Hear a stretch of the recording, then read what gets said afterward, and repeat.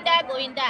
आज मी श्रीवारी सेवा संघातर्फे व्यंकटेश विजय ग्रंथाचा अध्याय दुसरा ज्योती बच्चेवार इथे आपल्याला वाचून दाखवणार आहे। हा व्हिडिओ आवडल्यास या चॅनलला सबस्क्राईब करा, हा व्हिडिओ पुढे पाठवा। अध्याय दुसरा। महाराज, त्या पर्वताला कृतयुगात वृषभाद्री हे नाव का पडले? त्या राजा जनकाच्या प्रश्नाचे उत्तर देताना शतानंद ऋषी सांगू लागले, राजा, पूर्वी ह्या पर्वतावर एक राक्षस राहत होता। त्या राक्षसाचे नाव होते वृषभ।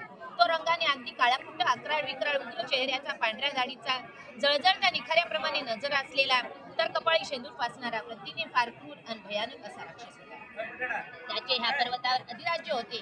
त्यामुळे या भागातले तपी, जपी, अग्निहोत्री, ब्राह्मण इत्यादी मंडळी या राक्षसाला फार घाबरत। त्याच्या भीतीने या मंडळींनी ईश्वर साधना, यज्ञोपासना, अध्ययन किंवा अध्यापन इत्यादी पुण्यकर्मे करणेच सोडून दिले होते।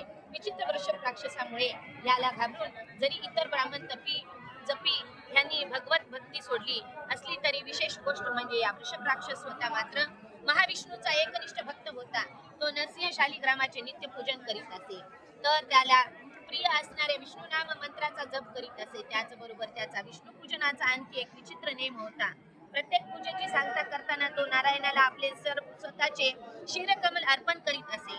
त्याने शिरकमल तोडावे, ते विष्णूंना अर्पण करावे असे प्रसन्न झालेल्या विष्णूंनी त्याला पुन्हा जिवंत करावे, हे असे 1000 वर्ष चालू होते। त्यामुळे सर्व लोकांपुढे असा प्रश्न पडला होता की शरण तरी कुणाला जायचे, त्या राक्षसापासून मुक्ती कशी मिळवायची। पण अखेर त्यांनी विचार केला की जर ह्या पर्वतावर विष्णू येतात, आपल्या त्या राक्षस भक्ताची पूजा सेवा करतात आणि त्याला परत जिवंत करतात, तर आपणही त्यांना शरण जाऊया। नाहीतरी विश्वपालन आणि विश्वरक्षणाचे कार्य हे त्या विष्णूचेच आहे ना। आपण भक्तीने त्यांना प्रसन्न करून घेऊ, असा विचार करून सर्व मंडळी एकत्र आली। त्यांनी ही विष्णू आराधना चालू केली।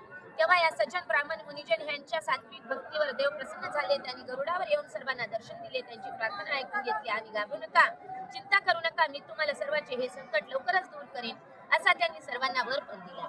त्यानंतर भगवान विष्णू हे वृषभ राक्षसासमोर जाऊन उभे राहत म्हणाले, वा असुरराज, वा तुमची भक्ती खरंच थोर आहे। मी तुमच्या भक्तीवर प्रसन्न झालो आहे।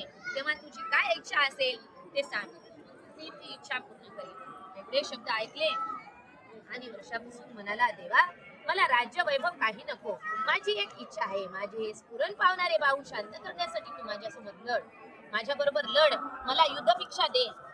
भगवान म्हणाले, ठीक आहे, मी तुझ्याशी युद्ध करतो, मात्र हे लक्षात ठेव, युद्ध म्हटले की त्यात जय पराजय होऊ शकतो, पृथ्वी येऊ शकतो, मला मान्य आहे। असे म्हणून मागचा पुढचा कोणताही विचार न करता त्या वृषभसुराने लगेच भगवान विष्णू बरोबरच युद्ध सुरू केले। त्या युद्धाचा अंतिम परिणाम हा व्हायचा तोच झाला, विष्णूचा पराभव करणे हे त्याला कदापिही शक्य नव्हते। शेवटी विष्णूने आपल्या सुदर्शन चक्राचा वापर करून त्या राक्षसाचा वध केला। वृषभासुराचा वध करून भगवान वैकुंठात निघून गेले। इकडे सर्व लोकांना आनंद झाला। त्या पर्वताच्या परिसरात पुन्हा यज्ञयाग, होमावणे होऊ लागली, वेदघोष घुमू लागले, सर्वजण सुखी आनंदी झाले। पण त्या पर्वताला त्या राक्षसाचे नाव मात्र त्या सर्व गोष्टीची साक्ष म्हणून दिले गेले। पर्वताचे नाव पडले वृषभाद्री। त्यानंतर शतनंद म्हणाले, राजा, आता पुढील 2 युगातील नावाचा इतिहास मी तुम्हाला पुढे सांगेन, तो ध्यानपूर्वक आहे। गोविंदा गोविंदा गोविंदा।